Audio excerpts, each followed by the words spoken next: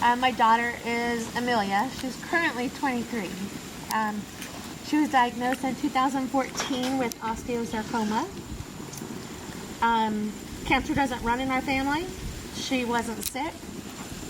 She was a junior in high school, captain of her volleyball team, bossy. She was my middle child, my only daughter, the only granddaughter on two sides of the family, and a control freak, a major control freak. And they were working out for spring tournaments, traveling tournaments for volleyball.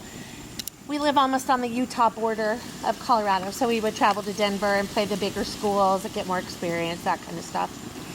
And she thought she had shin splints. New volleyball shoes, cost you $1 million. Well, this time I'm grateful for it because after working with the athletic trainer, she kept telling me, Amelia's not responding to anything that we're doing. Nothing. So take her in, see an orthopedic, see what's going on before her senior year in case she needs a surgery or whatever.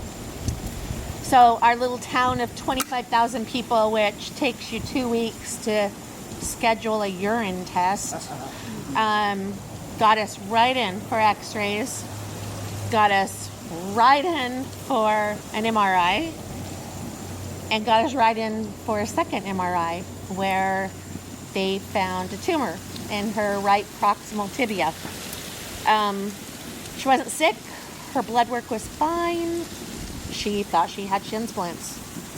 So they sent us to Denver, and everything just kind of happened in a whirlwind. Much faster pace in the city, you can say. You need a blood test. You get it now. You have results in an hour. So we were rushed in. We knew that she had osteosarcoma. She had a 14.5 centimeter tumor. They wanted to start chemo. This was a Friday. They wanted to start chemo on a Monday. And she told the surgeon, I have a volleyball tournament. And she said, play your volleyball tournament, but don't break your leg. And I thought, that's a really strange thing to say. But the tumor had compromised her whole tibia. I mean, she could have just stepped on it wrong, and it could have shattered her leg, and it would have been instant amputation. So she played the volleyball tournament while I puked most of the afternoon. And we started chemo a week later. So she did 10 months of chemo, most of it inpatient because we were 4 hours away from treatment hospital. So it's easier just to stay, get it done, get cleared, go home. She had a limb salvage surgery where they removed a hunk of bone about yay big. So she's titanium on the inside. She had a full knee replacement, and she's titanium all the way to her shin. She almost chose amputation because she thought she could learn to run and play on a prosthetic quicker than she could rehab after chemo, etc. So, which sounds really scary, but she was thinking it out. She really was processing it. I'm fortunate in that way because now we are 7 years. She was declared cured in January. So no more NED, no more 3-month scans. She is absolutely, positively cured of cancer. The scary thing for me as a mom and dad, of course, is she's doing so good and things have been so great. I mean, the chemo journey was awful, like everybody's. We've had 2 flight for life trips and mucositis and just the laundry list. But, she doesn't live at home anymore. She's going to nursing school. But it's like sitting around waiting for the other shoe to fall. So she's a 23-year-old woman. And like most of us, we already had kids at 23, right? She doesn't know if she can have kids. She doesn't know if she'll meet somebody who might be open to adopting a kid, instead of trying to have a kid on your own and go through all of that failure because of that gift that keeps on giving, you know. She has so many side effects. Anxiety off the charts. We wear glasses now. We have soft teeth, so she has her first cavities. I mean, everything. So as you guys are struggling and going through still active treatment and relapse, I'm not going to lie, I feel really blessed that that's not something that my family has had to experience.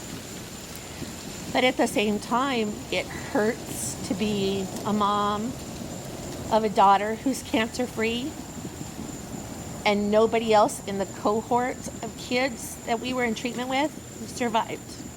Nobody. And while you guys mourn the little lives that you don't have anymore, I mourn that what if her cancer comes back and I'm not here?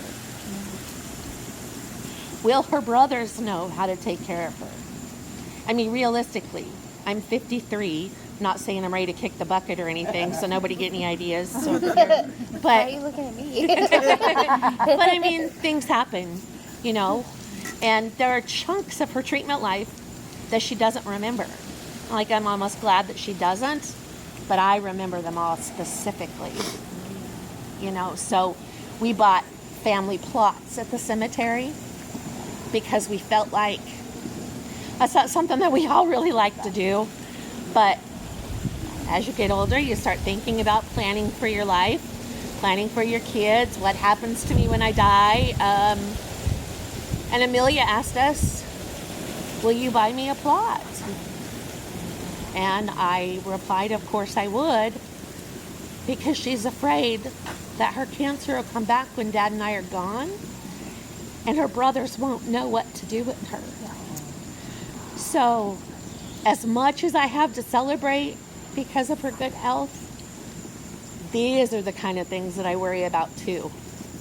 You know, I'm not there to tell her story. I'm not there to remind her what happened. You know, this is why you can't take morphine. You know, all of those things. So I do live my life every day waiting for the other shoe to drop, because, you know, we have yearly scans now, and you just never know. I mean, the chances with developing a secondary cancer with the chemos that she did are super high. And one of the most popular ones is AML. Well, I would hate for her to go through osteosarcoma and then have to go through leukemia as an adult. You know, I don't know, and I guess we all worry about that. The frustrating thing for me is, like I said earlier, talk is bullshit. I mean, we have these phones that we can FaceTime somebody in China, right?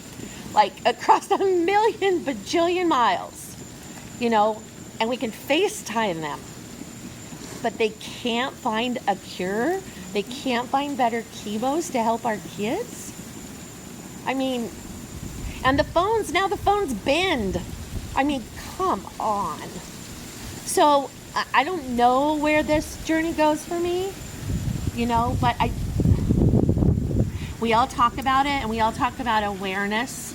You know, let's make people aware. Let's put shirts on our kids. Let's have a march with signs. But damn it, we're all aware of cancer. Do you know anybody that doesn't know what cancer is? So I'm kind of wondering, while I'm waiting for that other shoe to fall, what do they expect from us to do? How do we make them stand up and go, you're right, we really need to bust ass on some better treatments for these kids? And I'm not saying that cancer's not bad for adults, because it is. But if you're 55 years old and you get cancer, your lifespan's already short anyways. How about a 4-year-old with cancer? Look at how much life they're losing. So can we not focus on cures for kids before the adult stuff? I don't know. Makes me feel selfish. And I don't mean it like that because I think it hurts everybody no matter how old you are. But come on, waiting for that shoe to fall really sucks. It really sucks. So, anyways, I'm off my soapbox. So